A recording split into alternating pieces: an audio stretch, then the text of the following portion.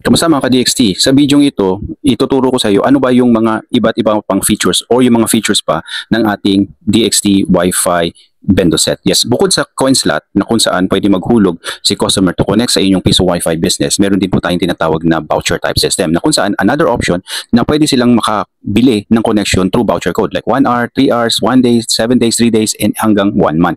Now, another feature din ng ating bendo box, bukod sa coin slot, pwede rin silang maglaro ng mga retro games na kung saan maghulog lang sila at pipiliin lang nila ang mga retro games na gusto nila, and right then and there sa kanilang phone, pwede na silang ma-enjoy ang kanilang paglalaro ng mga retro games. And another feature ng ating bento box is pwede na rin pong i-integrate ang mga Epson printer na dito ay magkakaroon po kayo ng additional na kung saan pwede na rin po kayo mag-offer ng Piso print. Kagaya po niyan, maghuhulog lang po sila and then sa-select lang po nila, and then of course, syempre, directly na po mag-print sa inyong printer. Ayan po. Yan po ang ating mga ilan po sa mga features ng ating Piso Wi-Fi bendo set.